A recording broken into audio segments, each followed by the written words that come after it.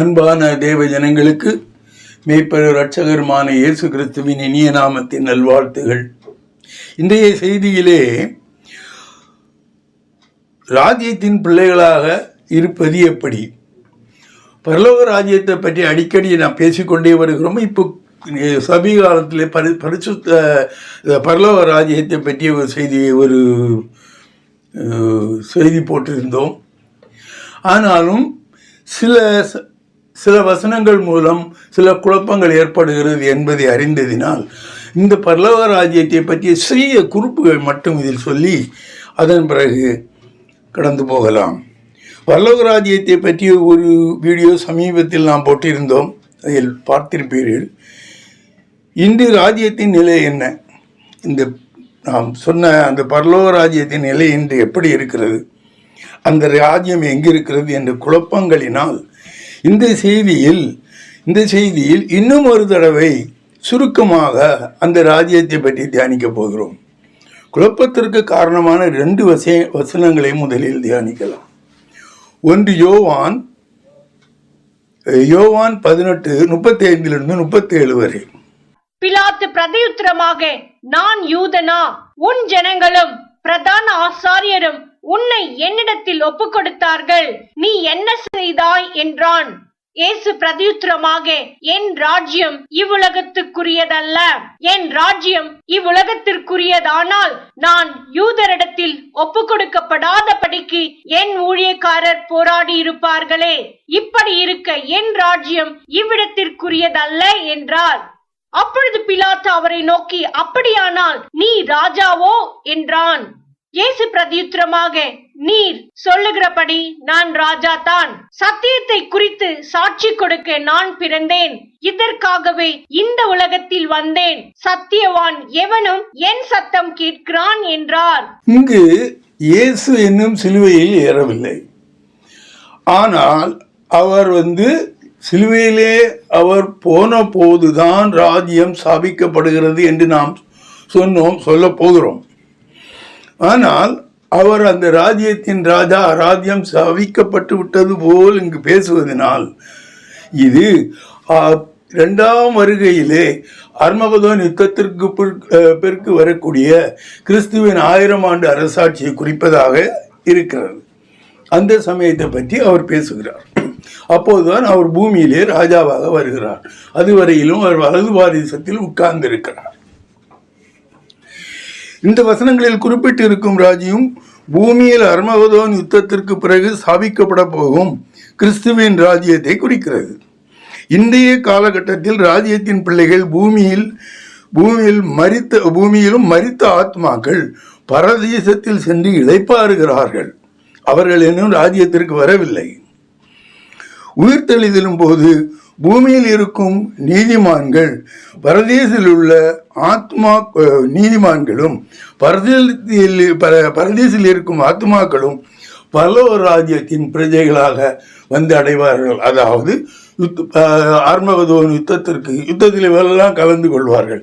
எடுத்துக்கொள்ளப்பட்டவர்களும் இயேசு கிறிஸ்துவின் சேனையும் சேர்ந்து அந்த அந்தி கிறிஸ்துவையும் சாத்தானையும் தோற்கடித்த பிறகு 1000 ஆண்டு சாத்தானை தோற்கடித்த பிறகு 1000 ஆண்டு அரசாட்சிக்கு பிறகுதான் சாத்தான் மரிப்பான். அந்த 1000 ஆண்டு அரசாட்சி பாவத்தை நீக்குவதற்காக செய்யப்படக்கூடிய அந்த 1000 ஆண்டு அரசாட்சியை பற்றி தான் இங்கு அவர் சொல்லுகிறார். அது என் ராஜ்யம் என்று இங்கு அவர் சொல்லுகிறார். ஆனால் அவர் சிலுவையிலேயே மரிக்கும் பொழுது அவர் ஸ்தாபித்த அந்த ராஜ்யத்தை பற்றி இங்கு அவர் பேசவில்லை. அந்த சிலுவையிலே அவர் ஸ்தாபித்த ராஜ்யம், இந்த ராஜ்யம் என்று சொல்லும் பொழுது வேதத்திலே அது ஆளுகை என்று எடுத்துக்கொள்ள வேண்டும். சாத்தானின் ராஜ்யம் என்று சொன்னால் இந்த உலகம் அவன் ஆளுகைக்குள் இருக்கிறது என்று அவர் தான் பொருட்பட்டு எடுத்துக்கொள்ள வேண்டும். இந்த சாத்தானுடைய ஆளுகை சிலுவையிலே பறிக்கப்படுகிறது. அங்குதான் இயேசு கிறிஸ்துவின் ராஜ்யம் ஸ்தாபிக்கப்படுகிறது. ஏனென்றால் அவர் சாத்தானிடமிருந்து அந்த ஆளுகையை பறித்துக் கொள்கிறார். ஆனால் அவர் அந்த ராஜ்யத்திலிருந்து அவர் அரசாண முடியாமல் இருப்பதற்கு காரணம் அவர் திரும்ப பரமேறி போய் தேவனுடைய வலது பாரிசத்தில் உட்கார்ந்திருந்து அந்த அர்மகதோன் யுத்தத்தை முடித்த பிறகு தான் அவர் அந்த ராஜ்யத்திற்கு ராஜாவாக பூமிக்கு வருவார். அது ஒரு 2ஆம் வருகம் வரை அவர் பூமிக்கு வரமாட்டார். பூமிக்கு வராமல் இருக்கிறவர் எப்படி பூமியில் இருக்கிற ராஜ்யத்தை அவர் ஆள முடியும்? அதுதான் இதற்கு பரலோக ராஜ்யம் என்று பெயர். பரலோக ராஜ்யத்தில் இருக்கிறவர் பூமியை ஆளுகை செய்கிறார். ஆகவே அது பரலோக ராஜ்யம். அது 2ஆம் வருகையின் போது அது கிறிஸ்துவின் ராஜ்யமாக மாறிவிடுகிறது. இனி 2வது வசனம், இந்த குழப்பத்தை இதில் உள்ள குழப்பம் தெரியும். அடுத்து 2வது வசனம் மத்தேயு 6:9-10 வரை வாசிப்பீர்களேயானால், நீங்கள் ஜெபம் பண்ண வேண்டிய விதமாவது, பரமண்டலங்களில் இருக்கிற எங்கள் பிதாவே, உம்முடைய நாமம் பரிசுத்தப்படுவதாக, உம்முடைய ராஜ்யம் வருவதாக, உம்முடைய சித்தம் பரமண்டலத்திலே செய்யப்படுகிறது போல பூமியிலேயும் செய்யப்படுவதாக. உம்முடைய ராஜ்யம் வருவதாக. அங்கு அவர் ராஜ்யத்தை பற்றி பேசுகிறார். அவர் என்னுடைய யுத்தவாரர்கள் எல்லாம் இருக்கிறார்கள், அவர்களை கூப்பிட்டால் வந்தவர்கள்லாம் பேசுகிறார். இங்கே என்ன சொல்லுகிறார்? உமது ராஜ்யம் வருவதாக. இன்னும் இவருக்கு ராஜ்யமே வரல. நாம் அவர் வர வேண்டும், அந்த ராஜ்யம் வருவதாக என்பதாக நாம் ஜெபம் பண்ணுகிறோம். அப்படி ஜெபம் பண்ண சொல்கிறார். ஆகையினால் இங்கு சொல்லப்பட்டிருக்கும் இந்த ராஜ்யம் சிலுவையிலேயே இவர் அடைகிற வெற்றியின் மூலம் கிடைக்கக்கூடிய அந்த ஆளுகை பற்றி பேசுகிறது. இனி மனிதனுக்கு கொடுக்கப்பட்ட ஆளுகையை ஆதாம் சாத்தானுக்கு விட்டு கொடுத்ததினால் அவன் இவரை தேவன் சொன்ன வார்த்தையை மீறி பாவம் செய்ய வைத்து தேவன் அவனுக்கு பலுகி பெருகுங்கள் என்று கொடுத்த அந்த ஆளுகையை சாத்தான் பறித்து கொண்டான். ஏனென்றால் மனிதன் சாத்தானுக்கு அடிமையாகிவிட்டான். மனிதனுக்கு கொடுக்கப்பட்ட ஆளுகையை ஆதாம் சாத்தானுக்கு விட்டு கொடுத்ததினால் சிலுவை மரணம் வரை அவனே லோகாதிபதியாக இருந்தான். இது அந்த இயேசு இவன் இந்த உலகத்தின் ஒரு லோகாதிபதியாக இருந்ததினால் இவன் இந்த ராஜ்யத்தில் ஊழியம் செய்வதற்கு முன்னால் இந்த இயேசு அந்த லோகாதிபதிக்கு அறிமுகம் செய்து வைத்து அவனால் பரிசோதிக்கப்படுகிறார். அவனால் என்ன பரிசோதிக்கப்படுகிறார்? எதற்கு இப்படிப்பட்ட ஊழியக்காரர்களை கொண்டு வருகிறீர்கள்? உமது ஆதாமையை நான் தோற்கடித்து இந்த உலகத்தின் ராஜ்யத்தின் எல்லா அதிகாரத்தை நான் வைத்திருக்கிறேனே, ஏன் இன்னொருவரை கொண்டு தேவகுமாரன் என்று கொண்டு நீங்கள் இங்கு வர வேண்டும் என்று அவன் சொல்லியிருப்பான். நமக்கு வேதத்தில் எழுதவில்லை. அதற்காகவே இந்த சோதனை அங்கு நடைபெற்று முடியுமானால் இவரையும் ஆதாமை போல நீ தோற்கடித்துப்பார். அப்புறம் தோற்கடித்து விட்டால் நீ தான் இந்த ராஜ்யத்தின் உண்மையான லோகாதிபதி என்று சொல்வதை போல் தெரிகிறது. லூக்கா 4:5-7 வரை வாசிப்பீர்களே. ஆனால் பின்பு பிசாசு அவரை உயர்ந்த மலையின் மேல் கொண்டு போய் உலகத்தின் சகல ராஜ்யங்களையும் ஒரு நிமிஷத்திலே அவருக்கு காண்பித்து, இவைகள் எல்லாவற்றின் மேலுமுள்ள அதிகாரத்தையும் இவைகளின் மகிமையையும் உமக்கு தருவேன். இவைகள் எனக்கு ஒப்பு கொடுக்கப்பட்டிருக்கிறது. எனக்கு இஷ்டமானவனுக்கு இவைகளை கொடுக்கிறேன். நீர் என்னை பணிந்து கொண்டால் எல்லாம் உம்முடையதாகும் என்று சொன்னான். அவன் என்ன சொல்லுகிறான்? நீர் என்னை பணிந்து கொண்டால், இன்னொரு இடத்தில் நீ சாஷ்டாங்கமாக முன்னால் விழுந்து விட்டால் நீர் என்னை சோதிக்க வேண்டாம், இந்த மாதிரி கஷ்டப்படவும் வேண்டாம், சிலுவையில் ஏற வேண்டாம், ஒன்றுமே செய்ய வேண்டாம், நான் எல்லாமே தந்து விடுகிறேன். ஏனென்றால் அந்த அதிகாரம் எனக்கு ஆதாமால் கொடுக்கப்பட்டிருக்கிறது, தேவனால் அங்கீகரிக்கப்பட்டு கொடுக்கப்பட்டிருக்கிறது என்று அவன் சொல்வது இங்கு குறிப்பிடப்பட்டிருக்கிறது. தேவனுடைய ராஜ்யம் எப்போது வரும் என்று கேட்டபொழுது இயேசு கிறிஸ்து அங்கேயே இருக்கிறார். ஒரு பரிசேயர் கூட்டத்தில் அவங்க கேட்குறாருங்க, தேவனுடைய ராஜ்யம் எப்போது வரும்? அவர் அங்கே தான் இருக்கார். அப்பொழுது அவர் சொல்லுகிறார், அங்கே ஒன்று இங்கே ஒன்று அப்படியெல்லாம் வராது. இப்போ இந்த ராஜ்யம் பூமிக்கு வந்தாகிவிட்டது, நான் அங்கே தானே இருக்கேன். இந்த ராஜ்யம் உங்கள் மத்தியிலே இருக்கிறது, பல்லவ ராஜ்யத்தின் ராஜாவாகினால் உங்கள் மத்தியிலே இருக்கிறேன் என்பதை அவர் சுட்டி காட்டும்படியாக சொன்ன வசனத்தை லூக்கா 17:20-21 வாசியுங்கள். தேவனுடைய ராஜ்யம் எப்பொழுது வரும் என்று பரிசேயர் அவரிடத்தில் கேட்ட பொழுது அவர்களுக்கு அவர் பிரதியுத்தரமாக, தேவனுடைய ராஜ்யம் பிரத்யட்சமாய் வராது. இதோ இங்கே என்றும் அதோ அங்கே என்றும் சொல்லப்படுகிறதற்கும் ஏதுவிராது. இதோ தேவனுடைய ராஜ்யம் உங்களுக்குள் இருக்கிறதே என்றார். இனி இயேசு கிறிஸ்து வந்தாகிவிட்டது, இவன் சோதித்து இவனால் அவரை தோற்கடிக்க முடியாது என்பதே அவனுக்கு உணர்த்தப்பட்டு விட்டது. இவர் அவருடைய ஊழியத்தை ஆரம்பித்து விட்டார். அடுத்த காரியம், இவனுடைய ஆளுகையை இவனிடமிருந்து பறிக்க வேண்டும். எப்படி இவன் அந்த ஆளுகையை ஏற்றுக்கொண்டான்? இவனும் இன்னொருவரிடந்து பறித்து கொண்டான். ஆதாம் என்பவன் தேவனுடைய கட்டளையை மீறி நடந்ததால் அவன் பாவியாகி தேவன் கொடுக்கப்பட்ட ஆளுகையை சாத்தானுக்கு போய் சேர்ந்தது. இவன் அவனுக்கு அடிமையாகி போய்விட்டான். யாருடைய கட்டளையின்படி நடக்கிறார்களோ அவர்கள் அவனுக்கு அடிமையாக இருக்கிறீர்கள் என்று வேதம் சொல்லுகிறது. அதன் அடிப்படையிலே இந்த சாத்தானுக்கு அடிமையாக இருந்த இந்த ஆதாம் கிடைத்த எல்லா ஆளுகையையும் அவனுக்கு சாத்தானுக்கு போய்விட்டது. ஆனால் எப்பொழுது அந்த ஆளுகை அவனிலிருந்து எப்படி அவன் அந்த ஆளுகையை இழந்தான்? தேவனுக்கு கீழ்ப்படியாமல் போனதினால் அந்த ஆளுகையை அவன் இழந்து போனான். இனி அவனுக்கு பகரமாக வந்திருக்கக்கூடிய இயேசு கிறிஸ்து அவர் கீழ்ப்படிதலாய் உள்ளவராய் இருக்கிறார் என்பதை நிரூபித்தால் அந்த ஆளுகையை அந்த சாத்தானிடமிருந்து இயேசு கிறிஸ்து பறித்து கொள்ள முடியும். அதைத்தான் அவர் செய்தார். வாசிங்கள் ரோமர் 5:17 வரை. அல்லாமலும் ஒருவனுடைய மீறுதலினாலே அந்த ஒருவன் மூலமாய் மரணம் ஆண்டு கொண்டிருக்க, கிருபையின் பரிபூரணத்தையும் நீதியாகிய ஈவின் பரிபூரணத்தையும் பெறுகிறவர்கள் இயேசு கிறிஸ்து என்னும் ஒருவராலே ஜீவனை அடைந்து ஆளுவார்கள் என்பது அதிக நிச்சயமாமே. ஆகையால் ஒரே மீறுதலினாலே எல்லா மனுஷருக்கும் ஆக்கினைக்கு ஏதுவான தீர்ப்பு உண்டானது போல, ஒரே நீதியினாலே எல்லா மனுஷருக்கும் ஜீவனை அளிக்கும் நீதிக்கு ஏதுவான தீர்ப்பு உண்டாயிற்று.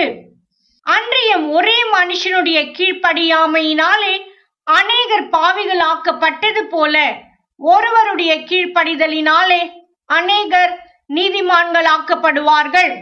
இதில் கடைசி வசனம் 19ஆம் வசனம் என்ன சொல்ற? அன்றியும் ஒரு மனுஷனுடைய ஆதாமுடைய கீழ்ப்படியாமையினாலே அநேகர் பாவிகளாக்கப்பட்டது போல, அவன் பாவியாகி அவன் சந்ததியாக நாமும் பாவியால் ஆக்கப்பட்டது போல, ஒருவருடைய இயேசு கிறிஸ்துவனுடைய கீழ்ப்படிதலினால் அவர் எப்படி கீழ்ப்படிந்தார்?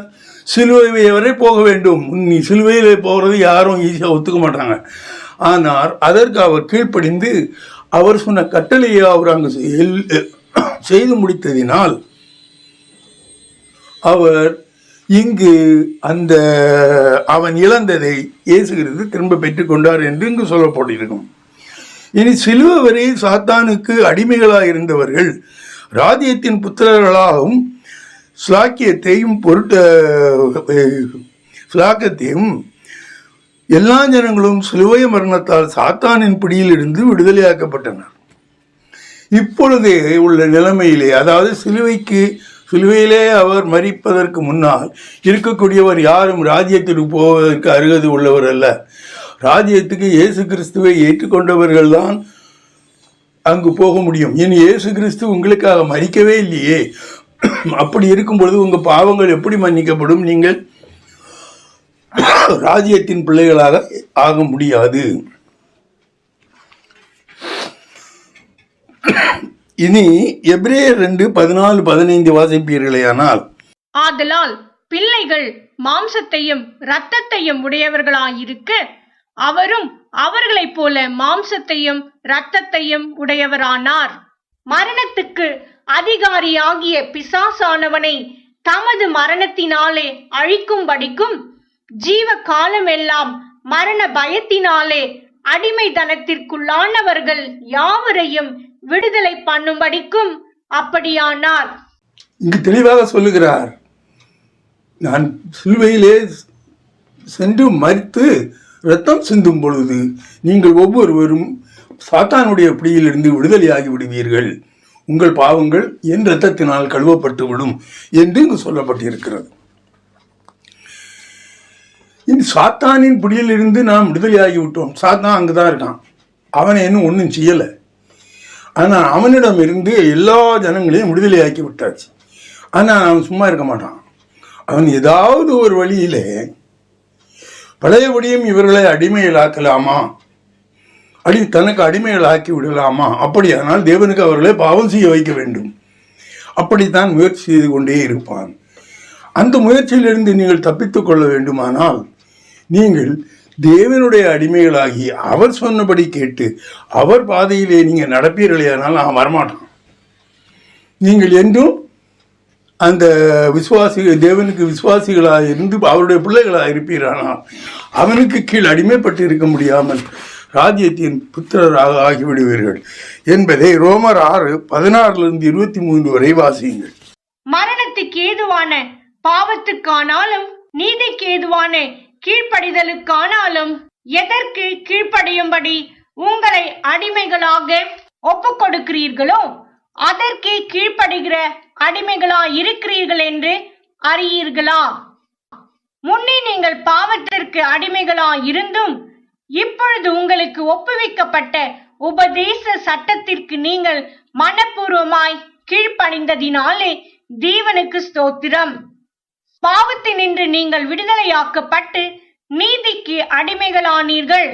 உங்கள் மாம்ச பலவீனத்தின் நிமித்தம் மனுஷர் பேசுகிற பிரகாரமாய் பேசுகிறேன்.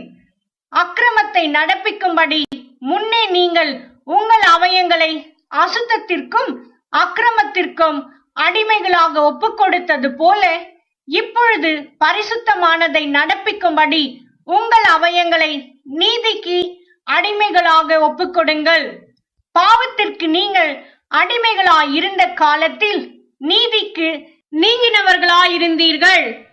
இப்பொழுது உங்களுக்கு வெட்கமாக தோன்றுகிற காரியங்களினாலே அக்காலத்தில் உங்களுக்கு என்ன பலன் கிடைத்தது? அவைகளின் முடிவு மரணமே. இப்பொழுது நீங்கள் பாவத்தினின்று விடுதலையாக்கப்பட்டு தேவனுக்கு அடிமைகளானதினால் பரிசுத்தமாகுதல் உங்களுக்கு கிடைக்கும் பலன் முடிவோ நித்திய ஜீவன். பாவத்தின் சம்பளம் மரணம், தேவனுடைய கிருபை வரமோ நம்முடைய கர்த்தராகிய இயேசு கிறிஸ்துவினால் உண்டான நித்திய ஜீவன். தெளிவாக போடப்பட்டிருக்கும். விடுதலையானீர்கள்.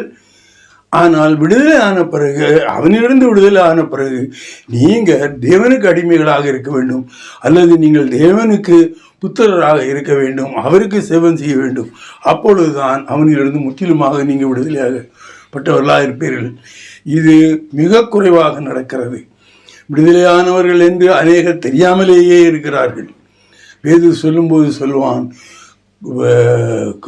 தான் எல்லா பாவங்களிலிருந்து விடுபட்டு விட்டதை அறியாமல் அவர் சாத்தானிலிருந்து நாம் விடுபட்டு விட்டோம் என்பதையும் அறியாமலே இருக்கிற ஜனங்கள், தான் விடுபட்டு விட்டோம் என்பதை அறியாமல் இருக்கக்கூடிய ஜனங்கள் எப்படி தேவனிடம் செல்வார்கள்? அவர்கள் பழையபடியும் தங்களை மேன்மைப்படுத்திக் கொள்வதாகவும் ஒருவருக்கு ஒருவர் பெரியவன் யார் பெரியவன் என்றே பழையபடியும் அதே காரியத்தை செய்வது இங்கு சொல்லப்பட்டிருக்கும். அப்படி செய்யக்கூடாது.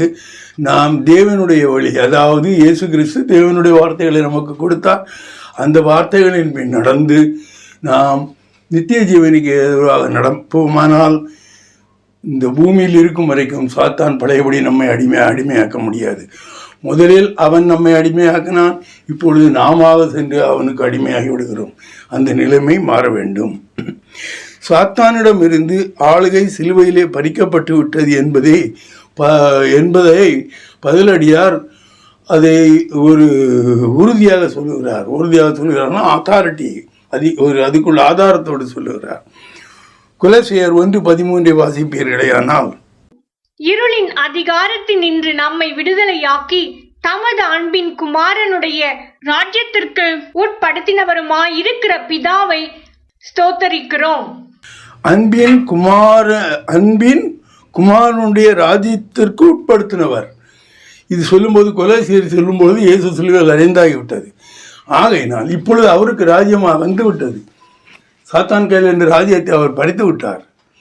ஆளுகை அவர் கையில் இருக்கிறது. அதற்கு அந்த நித்திய ஜீவனை அவர் உட்படுத்தி ஆகினார். ஆகையால் நீங்கள் மரிக்கும் பொழுது, மரித்து திரும்ப நீங்கள் உயிரோடு எடுத்துக்கொள்ளும் பொழுது நித்திய ஜீவனை இயேசு கிறிஸ்துவிடம் இருக்கிறது. அது அவருடைய ராஜ்ய ஆளுகைக்கு உட்பட்டு இருக்கிறது. அது அவர் தருவார். இனி இந்த ராஜ்யம் வந்த பிறகு இந்த ராஜ்யத்தின் பிரஜைகள் எப்படி இருப்பார்கள் என்பதை மத்தேயு தெளிவாக சொல்லியிருக்கிறார். முதலிலே 4 விதமாக இந்த ராஜ்யத்தின் பிரதைகளை மத்தேயு பிரித்து சொல்லுகிறார். மத்தேயு 13:3-9 வரை வாசிப்பீர்களேயானால், அவர் அநேக விசேஷங்களை ஓமைகளாக அவர்களுக்கு சொன்னார். கேளுங்கள், விதைக்கிறவன் ஒருவன் விதைக்க புறப்பட்டான். அவன் விதைக்கையில் சில விதை வழியருகே விழுந்தது. பறவைகள் வந்து அதை பட்சித்து போட்டது. சில விதை அதிக மண்ணில்லாத கற்பாறை இடங்களில் விழுந்தது. மண் ஆழமாய் இராததினாலே அது சீக்கிரமாய் முளைத்தது. வெயில் ஏறின போதோ தீந்து போய் வேறில்லாமையால் உலர்ந்து போயிற்று. சில விதை முள்ளுள்ள இடங்களில் விழுந்தது. முள் வளர்ந்து அதை நெருக்கி போட்டது. சில விதையோ நல்ல நிலத்தில் விழுந்து சிலது 100ஆகவும் சிலது 60ஆகவும் சிலது 30ஆகவும் பலன் தந்தது. கேட்கிறதற்கு காதுள்ளவன் கேட்க கடவன் என்றார். இவர் சொன்ன இந்த வசனங்களுக்கு விளக்கம் இயேசு கிறிஸ்துவே சொல்லுகிறார். மத்தேயு 13:18-23 வரை வாசிப்பீர்களேயானால், ஆகையால் விதைக்கிறவனை பற்றிய ஓமையை கேளுங்கள். ஒருவன் ராஜ்யத்தின் வசனத்தை கேட்டும் உணராதிருக்கும் போது பொல்லாங்கன் வந்து அவன் இருதயத்தில் விதைக்கப்பட்டதை பறித்து கொள்ளுகிறான். அவனே வழி அருகே விதைக்கப்பட்டவன். கற்பாறை இடங்களில் விதைக்கப்பட்டவன் வசனத்தை கேட்டு உடனே அதை சந்தோஷத்தோட ஏற்றுக்கொள்ளுகிறான். ஆகிலும் தனக்குள்ளே வேறில்லாதவனாய் கொஞ்ச காலம் மாத்திரம் நிலைத்திருப்பான். வசனத்தின் நிமித்தம் உபத்திரவமும் துன்பமும் உண்டானவுடனே இடரல் அடைவான். முள்ளுள்ள இடங்களில் விதைக்கப்பட்டவன் வசனத்தை கேட்கிறவனாயிருந்தும் உலக கவலையும் ஐஸ்வர்யத்தின் மயக்கமும் வசனத்தை நெருக்கி போடுகிறதினால் அவனும் பலனற்று போவான்.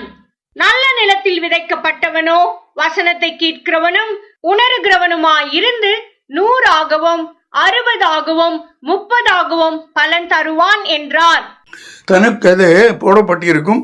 கற்பாறையில் விழுந்தவன் வசனத்தை உடனே சந்தோஷமாக ஏற்றுக்கொள்கிறான். ஆனால் தனக்குள்ளே வேறு இல்லாததினால் என்பதனால், தேவனிடம் பற்றில்லாததினால், தேவனிடம் அன்பில்லாததினால் பழையபடியும் அவனுடைய அன்பும் அவனுடைய நாட்டமும் உலக பிரகாரமாக நடக்கும் பாவ வாழ்க்கையிலே போகிறான். அதைத்தான் தேடி போகிறான்.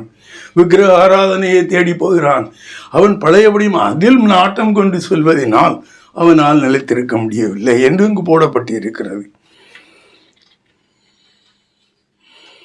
முள்ளுள்ள இருதயத்தில் விதைக்கப்பட்டவன் அந்த உலக சம்பிரதாயங்களினால் அந்த பணம் தேட வேண்டுமே, ஐஸ்வர்யமாக வாழ வேண்டுமே, ஒரு வீடு போதாது, இன்னும் 10 வீடு வேண்டும், அந்த கார் வேண்டும், நான் இன்னும் உலக பிரகாரமான காரியங்களிலே அவன் சிந்தை போகிறது. அப்படிப்பட்டவன் அதிலேயே அவனுடைய கவனம் போய் அவன் வாழ்க்கையை முடிந்துவிடும். தேவனை தேடக்கூடிய அந்த டைம், அந்த நேரம் அவனுக்கு கிடைப்பதில்லை. இனி ராஜ்யத்தில் இன்றைக்கு என்ன நிலை? ராஜ்யம் இங்கே தான் இருக்கிறது. நாம் எல்லோரும் ராஜ்யத்தில் இருக்கிறோம். இயேசு கிறிஸ்துவை விசுவாசிக்கிறவர்களும் அன்பு கொண்டவர்களும் ராஜ்யத்தின் புத்திரர்களாக இருக்கிறார்கள். மற்றவர்கள் அந்த ராஜ்யத்தின் புத்திரர்கள் இல்லாமல் அந்த உலகத்திலே களையாக இருக்கிறார்கள். அந்த களைகள் எல்லாம் சுட்டரிக்கொள்வதற்காக கட்டப்பட்டு கடைசி காலத்திலே அவர்கள் நரகத்தில் போவார்கள். அவரை நாம் விசுவாசித்து அவரோடு இருப்போமானால் நாம் இங்கு வாழக்கூடிய காலத்திலேயும் நாம் இன்றும் அந்த ராஜ்யத்தின் புத்திரர்களாக இருப்போம். இதை விளக்கும்படியாக ஒரு வசனம் மத்தேயு 18:24-30. வேறொரு உவமையை அவர்களுக்கு சொன்னார். பரலோக ராஜ்யம் தன் நிலத்தில் நல்ல விதையை விதைத்த மனுஷனுக்கு ஒப்பாயிருக்கிறது. மனுஷர் நித்திரை பண்ணுகையில் அவனுடைய சத்துரு வந்து கோதுமைக்குள் களைகளை விதைத்து விட்டு போனான். பயிரானது வளர்ந்து கதிர்விட்ட போது களைகளும் காணப்பட்டது. வீட்டெஜமானுடைய வேலைக்காரர் அவனிடத்தில் வந்து, ஆண்டவனே, நீர் உமது நிலத்தில் நல்ல விதையை விதைத்தீர் அல்லவா, பின்னை அதில் களைகள் எப்படி உண்டானது என்றார்கள். அதற்கு அவன், சத்துரு அதை செய்தான் என்றான். அப்பொழுது வேலைக்காரர், நாங்கள் போய் அவைகளை பிடுங்கி போட உமக்கு சித்தமா என்று கேட்டார்கள். அதற்கு அவன், வேண்டாம், களைகளை பிடுங்கும் போது நீங்கள் கோதுமையையும் கூட வேரோடே பிடுங்காத படிக்கு இரண்டையும் அறுப்பு மட்டம் வளர விடுங்கள். அறுப்பு காலத்தில் நான் அறுக்கிறவர்களை நோக்கி, முதலாவது களைகளை பிடுங்கி அவைகளை சுட்டெரிக்கிறதற்கு கட்டுகளாக கட்டுங்கள், கோதுமையையோ என் களஞ்சியத்தில் சேர்த்து வையுங்கள் என்பேன் என்று சொன்னான் என்றார். சாத்தான் களையை விதைத்து விட்டான் என்று தெரிந்தவுடன் மினிஸ்டர்லாம் போய் சொல்றாங்க, நாங்க களையெல்லாம் எடுத்துருவோமா? அப்போ தேவன் சொல்லுகிறார், உனக்கு களைக்கும் அந்த கோதுமைக்கும் மணிக்கும் உள்ள வித்தியாசம் தெரியாது. ஒருவன் என்னை விரும்புகிறானா இல்லது விரும்புவானா, எதிர்காலத்தில் அவன் எப்படி இருப்பான் என்பது எனக்கு தெரியும், உனக்கு தெரியாது. ஆகையினால் நீ அதை விட்டு விடு. அந்த வேலையை நான் அவன் மரித்த பிறகு நான் கடைசி காலத்தில், உலகத்தின் கடைசி காலத்தில் அதை நான் செய்வேன் என்று அவர்கள் தடுத்து, இதை அவர் கடைசி காலத்தில் தனது தேவதூதர்கள் மூலமாக அறுவடை செய்யும் பொழுது செய்கிறார். இதற்கு விளக்கத்தை அவர் சொல்வதை மத்தேயு 13:37-43 வரை வாசிப்பீர்களேயானால், அவர் பிரதியுத்தரமாக, நல்ல விதையை விதைக்கிறவன் மனுஷகுமாரன், நிலம் உலகம். நல்ல விதை ராஜ்யத்தின் புத்திரர், களைகள் பொல்லாங்கனுடைய புத்திரர். அவைகளை விதைக்கிற சத்துரு பிசாசு. அறுப்பு உலகத்தின் முடிவு, அறுக்கிறவர்கள் தெய்வ தூதர்கள். ஆதலால் களைகளை சீர்த்து அக்னியில் சுட்டெரிக்கிறது போல இவ்வுலகத்தின் முடிவிலே நடக்கும். மனுஷகுமாரன் தம்முடைய தூதர்களை அனுப்புவார்.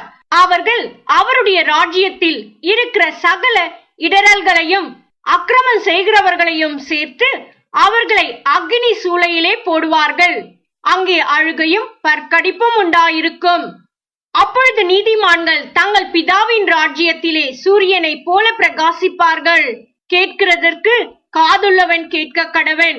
நான் கடைசி காலத்திலே பார்த்துக் கொள்கிறேன். இந்த வசனங்களை வாசித்து பாருங்கள். நீங்கள் இதை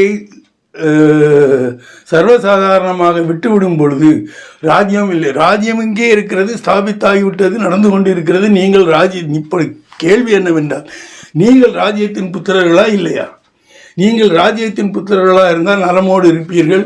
தேவன் உங்களுக்கு உதவி செய்வார். எந்த பிரச்சனைகள் வந்தாலும், எந்த நோய்கள் வந்தாலும் அப்பா பிதாவே என்று அழைக்கக்கூடிய ஒரு அதிகாரத்தை பெற்றவர்களாக இருப்பீர்கள்.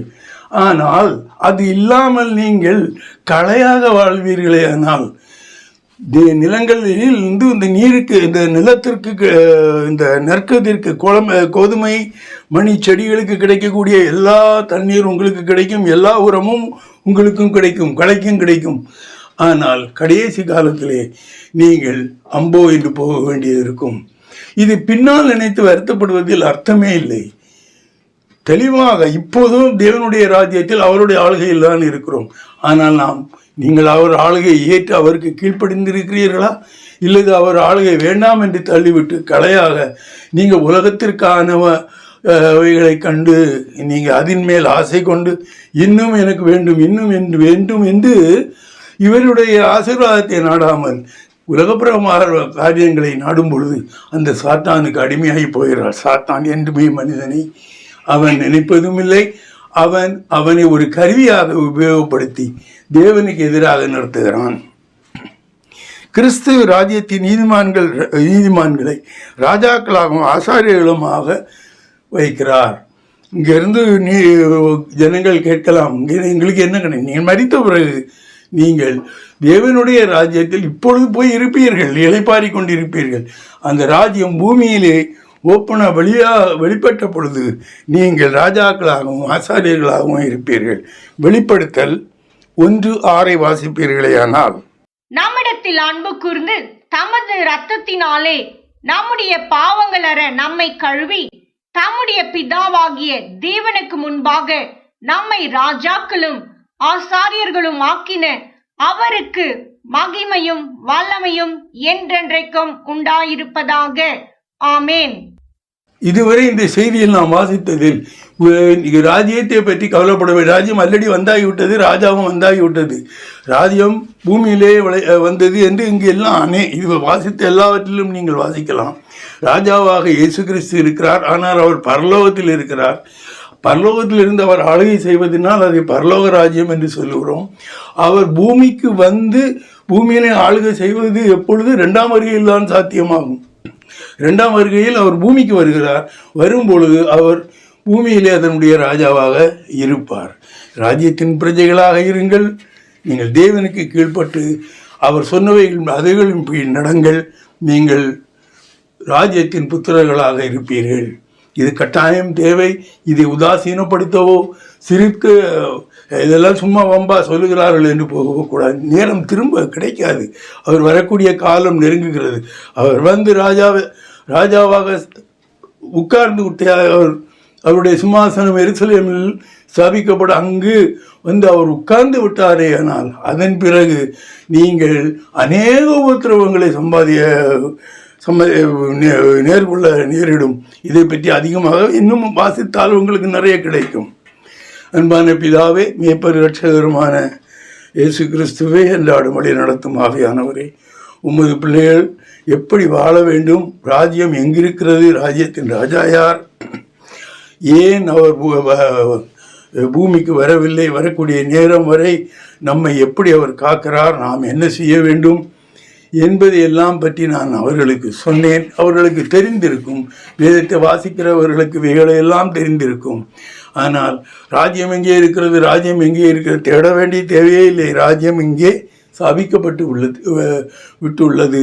நீங்கள் ராஜ்யத்தின் புத்திரர்களாக மாற வேண்டும் என்பதுதான் இப்பொழுது தேவை. அன்பான பிதாவை, மேற்பெரு இரட்சகருமான இயேசு கிறிஸ்துவை, அன்றாடம் வழி நடத்தும் ஆவியானவரே, இந்த எல்லா காரியங்களையும் அவர்களுக்கு எடுத்து சொன்னேன். எப்படி அவர்கள் ராஜ்யத்தின் புத்திரர்களாக மாற வேண்டும் என்ற கட்டாயம் அவர்கள் இருப்பதாகவும் சொன்னேன். இன்னும் ராஜ்யத்தின் ராஜா வருவதற்கு, பூமியில் அவர் இறங்குவதற்கு அதிக நாள் செல்லாது என்பதையும் அவர்களுக்கு சுட்டிக்காட்டியிருக்கிறேன். நேரு அவர்கள் மனதை மாற்றி அவர்கள் ராஜ்யத்தின் பிரஜைகளாக மாறும்படியாக அவர்களே செய்யும். நீர் அப்படி செய்ய போவதற்காக கோடான கோடி ஸ்தோத்திரம். ஆமேன்.